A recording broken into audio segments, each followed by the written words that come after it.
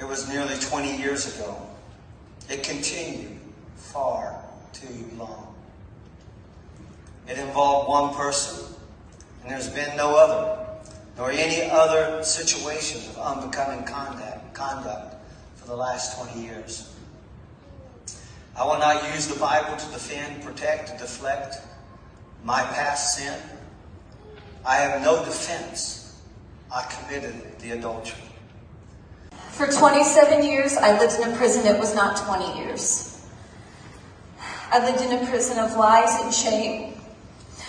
Lying to protect the Lowe family. For years, I thought I was a horrible person having suicidal thoughts, not realizing what had been truly done to me. That I was a victim, and I would still be in a prison if my brother, and many of you know him, Edgar Wolf, had not approached me just 2 weeks ago with what he had seen as a teenager that bothered him all these years. His pastor in bed with his younger sister. Welcome once again to my YouTube channel. My name remains Real Talk with Auntie Aduni.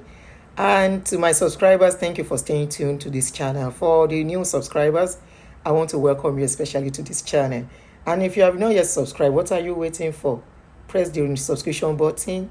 What I'm saying, what I'm doing on this page may not relate to you today, but may relate to somebody you know, somebody you might know, or somebody you will know one day. Okay, so let's go. The video you watch at the beginning of this video was a video of a pastor in Indianapolis who came out publicly in the congregation to confess that he actually committed adultery with a young girl of 16 years old and took advantage of the girl. Now, what am I driving at? I'm still on the topic of Sule and Halimah. Something has been bothering me. Even though we saw Pastor Adeboye some times ago went to Sule's church. I've been wondering why these people are suddenly turning deaf and dumb and blind to what has been going on. It's in Nigeria, just like the politicians. The Nigerian politicians never step down. When they do something wrong, they don't resign. They stay put. And we keep clapping for them. It's almost the same thing as this case. What is stopping the likes of Pastor Kumuyi, Pastor Adeboye, the leaders of Pentecostal Fellowship of Nigeria, that Sule, Apostle Suleiman Johnson is a member? Because if he's not a member, Baba Adeboye wouldn't have gone to his church. We saw the video. He was in that church to pray for him, to endorse him, to pray that his ministry continue to go higher and higher. My question is, which ministry is Baba praying for? Is it the ministry of this alleged knocking up and down? Is it the ministry of all these ladies that are coming out that after he slept with them, allegedly slept with them, this is what is happening to them? This lady, 3 abortions. Not only 3 abortions, the lies, the manipulations,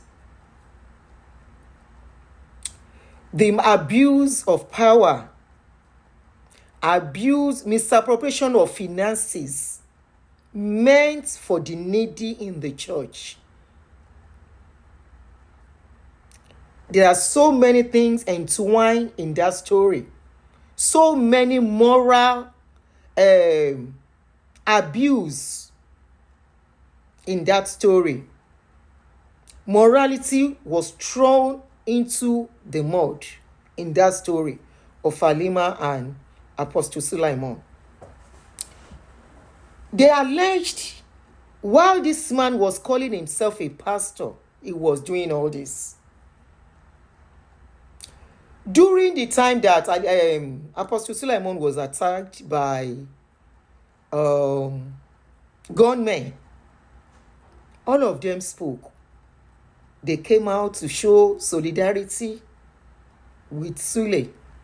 Why is it difficult for them to call him at least the leader of Pentecostal Fellowship or Christian Association of Nigeria or whatever name they call themselves, for one of them to show that truly they are not what we are calling them. Because this thing is looking more like a cult thing to me. It's looking like a fraternity thing to me. If when they do something wrong, they turn their blind eyes, they turn their faces to the other side, and nobody will say anything concerning it, and this man will go scot-free until another person will come up again and allege another pastor of something. These people will tell you the battle is of the Lord, right? Where are they taking their battles to? To the courtroom. There is a popular blogger that Apostle Suleiman is fighting. Olukoya is fighting. You see why me I say I will never fight justice for anybody. My own story, I will defend my story in court. This blogger, so passionate about what they are doing, you know, whatever anybody alleged her of, somebody left a comment about her on my something, and I told the person, prove it. Prove what you are saying. Don't just say somebody did this thing. Bring the proof. Okay? But at least she opened people's eyes to what these people are doing. Do you think talking about these people is easy? It takes courage. It takes strong will. It takes you to be a victim that is ready to speak out. It takes you to be an empathetic person so that somebody else will not be a victim, because you lose friends in the course of doing this. You lose people who are close to you. They move away because they feel you are sinning against God. I don't know when talking has become sinning against God. Because I've seen comments where somebody will say that God's wrath will fall upon me because I'm saying a fellow man like myself is doing something wrong. There is this saying that says, if you are silent in the face of oppression, you are supporting that oppressor. Are these my general overseer, whatever they are called, are they supporting all these things? Because if not, I expect one of them to have come up, make an official statement concerning this issue. So we are going to wait. They are all going to wait, and they will drag this girl with all she has passed through. They will still drag her to the court of law.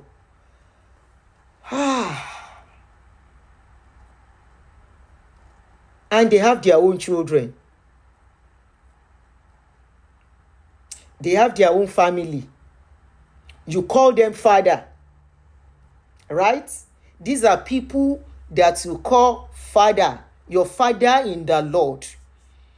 What happened to Halimah?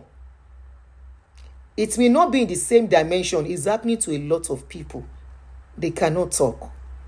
This lady has gone through too much in the eyes of Sule. Even though I am not in support of how she went for Sule too.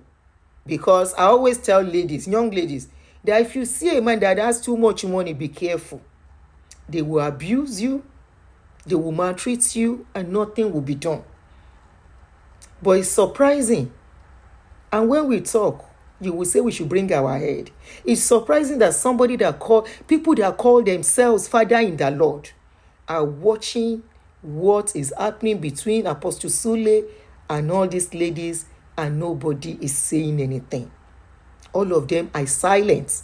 But when gunmen attacked him, they spoke. When it comes to politics, that they are not supposed to meddle in, they are speaking. They are not only speaking, they have a candidate they are campaigning for. And we say, you say these people, please, my simple question to you, your God that you call on, the God, your own kind of God, because all of you that come abusing people like us, that has been a victim that are coming out to talk. your kind of God supports this kind of a thing. Is happy that somebody proclaiming and calling his name is being accused of this kind of thing all the time. And you are not seeing anything wrong that all the other pastors, the general overseers, the Pentecostal Fellowship of Nigeria, the Christian Association of Nigeria, they are not saying anything. They don't see anything wrong. They are not addressing it. They are not calling this guy to ask him questions. They are not trying to reach out to Halimah to ask her question, to reach out to Otobo to ask her question, what really went wrong. What sort of religion is this? Religion that loves injustice? Religion that closes its eyes against injustice? This is a pastor in Indianapolis that came out, stood in the presence of everybody, and say, yes, I did it. I did it at so time. And the lady came out too and said, you did this, you did this, you did this. This is the video. You all saw the video. I played the video at the beginning of this show. So you know, but your own pastors, just like Nigerian politicians, they can never do wrong. They can never acknowledge they are wrong. And you keep clapping for them to cover up their wrongdoings, their injustice against people. You are part of the oppressor if you are silent in the face of oppression. What is this going to continue? Won't they say anything? That is my question. Thanks for watching. Don't forget to subscribe to this channel if you have not. Share this video. It might get to them. When I was on Facebook, my videos were getting to them. It was getting to them. That was why Leke called me. One of my videos that I did for Baba Oshunshengese, one short video at the point got to him. And I got what he said about me. But I don't care. Share this video. Let them hear it. This is pure wickedness from people that are number one elders, fathers, spiritual leaders, that you call them. I don't see them so. I see them as businessmen. Now everyone is like, so your tent, O Israel. Whatever you suffer under them, this is what we are telling you. You suffer anything under them, it is people like us. But I have said thus far, I'm not crying for justice for nobody. And that is why I pity that blogger they took to court. Because if she had known, she should have allowed you to come out and say your story by yourself. I've always said it. It will be tough for them to say they want to hook me down with any law. Because I will not say they do. When somebody brings story, I know how to put it out. Alleged, I will keep saying alleged. Now story we are here. Anybody will be victim. Let them use their own mouth to talk. In your only walk over me. I no look for wahala. I'm not ready to go to any court. Now America, if they carry me go court, they find me guilty. They no burn me, make I no pay the damages. Now wahala go look for. So as I day, this is my own story as I talk. They can challenge me with it, and I have proof because I still have some documents with me about all this my own incidents, and this is my own story. That is where that blogger made mistake, and they were able to hold her down with a court case. It's so unfortunate, and you are watching them, you are hailing them, and those are people you call working for God. So working for God is doing injustice to people. Working for God is being silent in the face of oppression. Right? So God loves the poor being oppressed by their oppressors. Your own God loves the rich oppressing the poor. All right. Thank you for watching. Bye. It was nearly 20 years ago. It continued far too long. It involved one person, and there's been no other, nor any other situation of unbecoming conduct for the last 20 years. I will not use the Bible to defend, protect, to deflect my past sin. I have no defense. I committed the adultery. For 27 years, I lived in a prison. It was not 20 years. I lived in a prison of lies and shame, lying to protect the Lowe family. For years, I thought I was a horrible person having suicidal thoughts, not realizing what had been truly done to me, that I was a victim and I would still be in a prison if my brother, and many of you know him, Edgar Wolf, had not approached me just 2 weeks ago with what he had seen as a teenager that bothered him all these years. His pastor in bed with his younger sister.